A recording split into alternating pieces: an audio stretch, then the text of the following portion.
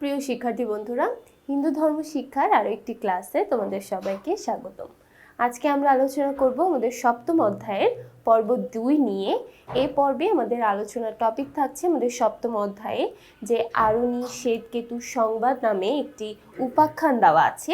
সেই উপাখ্যান থেকে যে বহু নির্বাচনী প্রশ্নগুলো তোমার পরীক্ষায় চলে আসতে পারে তার কিছু প্যাটার্ন বা তার কিছু ধারণা আমরা আজকে দেখে নিব। তো প্রথমেই আমরা একটু উপাখ্যানটা সম্পর্কে একটু সংক্ষেপে বলে নিই। এখানে যে উপাখ্যানটা দেওয়া আছে বলা হয়েছে আরুণী নামে এক মুনি ঋষি ছিলেন এবং তার পুত্র শ্বেতকেতু। এবং এই শ্বেতকেতু যখন গুরুগৃহ থেকে তার শিক্ষা জীবন, তার সকল ব্রহ্মচর্য জীবন যখন পালন করে তার নিজ গৃহে ফিরে আসার পর সে দাম্ভিকতা অর্জন করে, অর্থাৎ সে অহংকারী হয়ে যায় এবং সে যে পণ্ডিত সেই পাণ্ডিত্য অর্জন করে সে নিজেকে অনেক বড় মনে করে। তো আরুণী অর্থাৎ যে মুনি ঋষি ছিলেন সেই মুনি ঋষি তার এই দাম্ভিকতাকে দূর করার জন্য তাকে একটা গুরুত্বপূর্ণ শিক্ষা দেন এবং তাকে বলা হয় একটি জলপূর্ণ পাত্র নিয়ে আসার জন্য এবং সেই জলপূর্ণ পাত্রের মধ্যে তিনি কিছু লবণ সেখানে মেশাতে বলেন। এবং এই যে দেখো, আমরা সাধারণত জানি একটা জলপূর্ণ পাত্রে যখন আমরা লবণ দিয়ে দেই সেই লবণ কিন্তু পুরো জলের মধ্যে ছড়িয়ে যায় এবং সেই লবণের অস্তিত্ব কিন্তু আর থাকে না। তাহলে দেখো, এই বিষয়টা থেকেই আরুণী মুনি ঋষি তার পুত্রকে একটা শিক্ষা দিতে চেয়েছিলেন। সেটা হচ্ছেন এই পৃথিবীতে প্রত্যেকটা জিনিসের মধ্যে, প্রত্যেকটা সৃষ্টি, প্রত্যেকটা বস্তুর মধ্যেই ব্রহ্ম অর্থাৎ ঈশ্বর মিশে আছেন বা মিলিয়ে আছেন। আমরা তাকে খালি চোখে দেখতে পারি না, কিন্তু তার অস্তিত্ব অনুভব করতে পারি। ঠিক যেমনিভাবে লবণপূর্ণ বা লবণের যে জলটা, সেই জলটা যখন আমরা স্বাদ গ্রহণ করি তখন আমরা বুঝতে পারি যে হ্যাঁ, সেখানে লবণ আছে। ঠিক তেমনিভাবে আমরা কিন্তু এই পৃথিবীতে প্রত্যেকটা বস্তুর অস্তিত্ব থেকে ঈশ্বরের অস্তিত্ব বা ব্রহ্মের অস্তিত্ব খুঁজে পাই।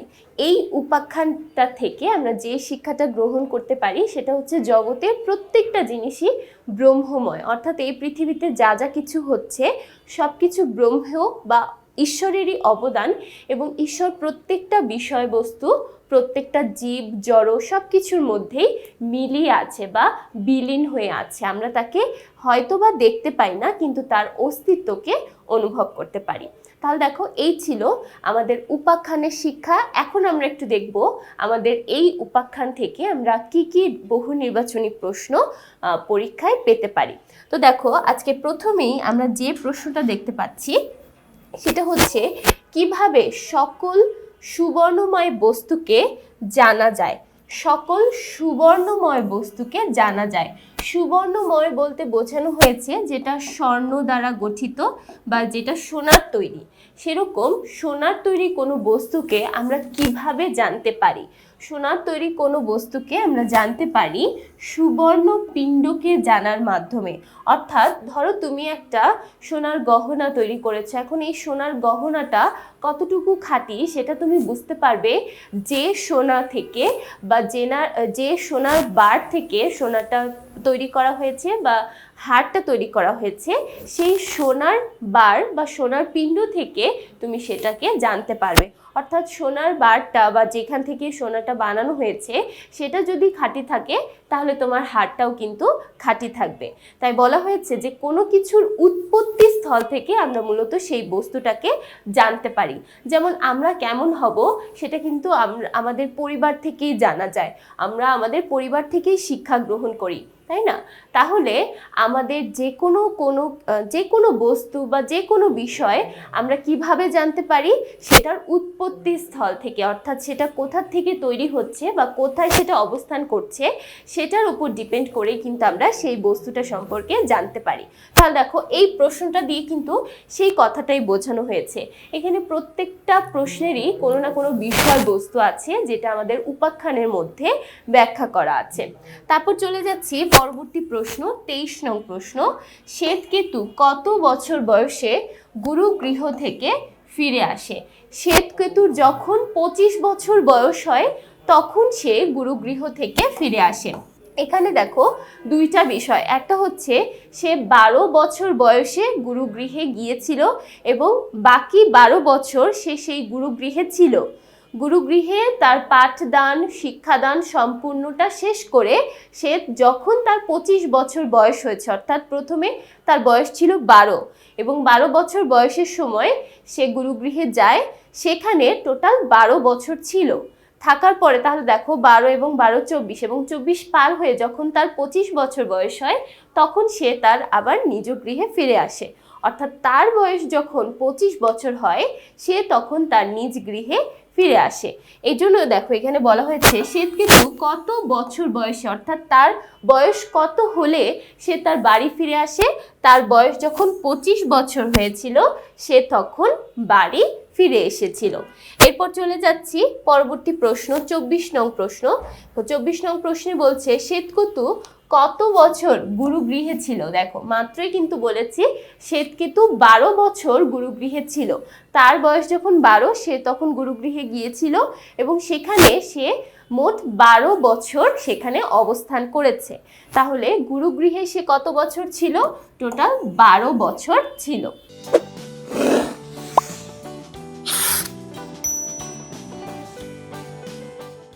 25 নং প্রশ্ন, আরুণীর পুত্রের নাম কি?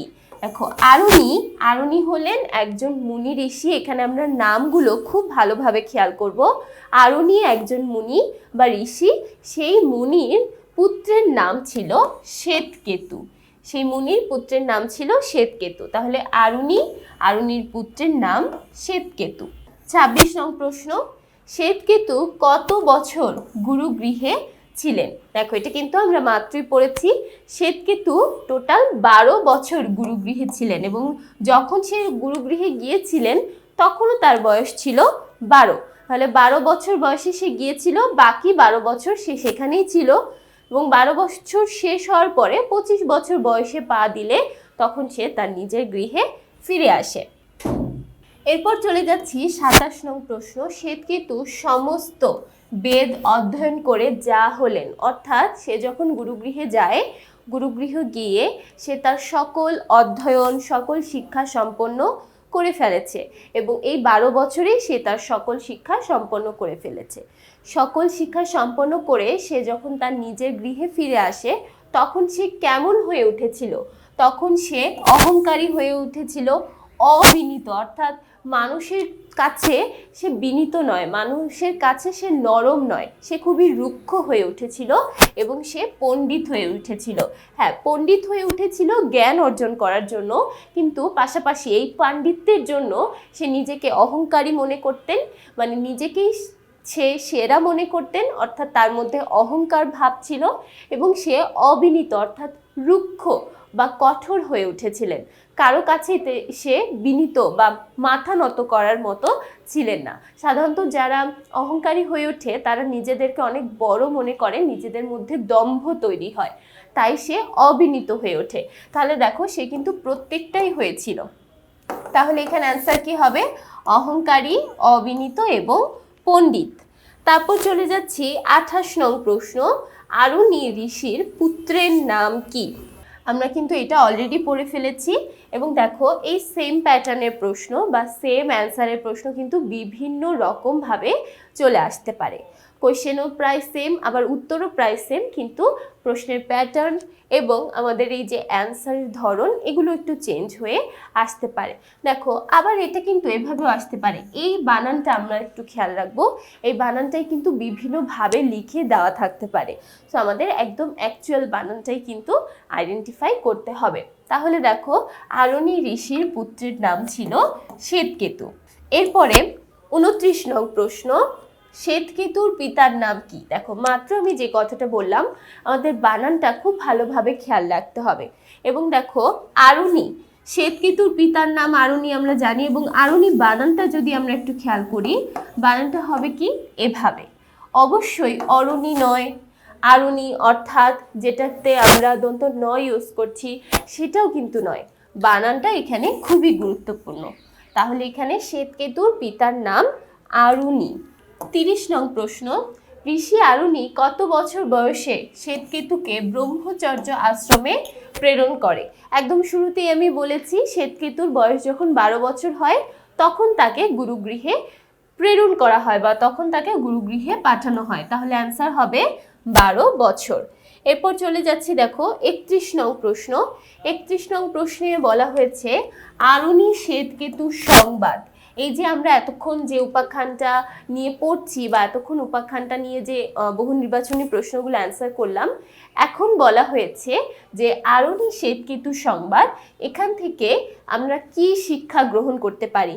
এবং এই যে শিক্ষাটা, এটা কিন্তু আমাদের সৃজনশীল প্রশ্নের জন্য খুবই গুরুত্বপূর্ণ, পাশাপাশি এমসিকিউ প্রশ্নেও কিন্তু চলে আসতে পারে। তাহলে দেখো আরুনি শ্বেতকেতু সংবাদ, এই উপাখ্যানের শিক্ষাটা কি ছিল? একদম শুরুতেই আমি বলেছিলাম এই উপাখ্যানের শিক্ষা হচ্ছে এই বিশ্বে যা কিছু আছে প্রত্যেকটা জিনিসই ব্রহ্মময়, অর্থাৎ জগতের সবকিছুই ব্রহ্মময়। ব্রহ্ম চায় বিধায় এই পৃথিবীতে সবকিছু হয় এবং এই পৃথিবীতে প্রত্যেকটা জিনিসের মধ্যে ব্রহ্মের অবস্থান আছে। ব্রহ্ম প্রত্যেকটা জায়গায় সবসময় বিরাজমান থাকে। তাহলে দেখো এটার অ্যান্সারটা কি হবে? এখানে অ্যান্সারটা হবে এই বিশ্ব ব্রহ্মাণ্ডের সব কিছুকে ব্রহ্ম জ্ঞান করা। বিশ্ব ব্রহ্মাণ্ডের সব কিছুকে ব্রহ্ম জ্ঞান করা, এটাই হলো আরুনি শ্বেতকেতু সংবাদ, অর্থাৎ আমরা যে উপাখ্যানটা পড়েছি আমাদের পাঠ্য বইয়ে সেই উপাখ্যানের শিক্ষা। এখন দেখো এই শিক্ষাটা কিন্তু এভাবে না এসে আমি যে কথাটা বলেছি জগতের সবকিছুই ব্রহ্মময়, এই কথাটা দিয়েও বলা থাকতে পারে। অর্থাৎ মিনিং কিন্তু দেখো একই থাকছে, কিন্তু প্রশ্নের প্যাটার্নটা এবং অপশনটা একটু ঘুরিয়ে আসতে পারে। তাহলে দেখো আশা করছি আমরা আজকে যে উপাখ্যানটা পড়েছি এবং এই উপাখ্যানের শিক্ষা, উপাখ্যান থেকে আমরা কি প্রশ্ন পেতে পারি, সবকিছুই সবাই খুব ভালোভাবে বুঝতে পেরেছো। তো পরবর্তী পর্বগুলো দেখার জন্য সবাইকে আমন্ত্রণ জানিয়ে আজকে এখানেই শেষ করছি। সবাই খুব ভালো থাকবে, সুস্থ থাকবে। সবাইকে ধন্যবাদ।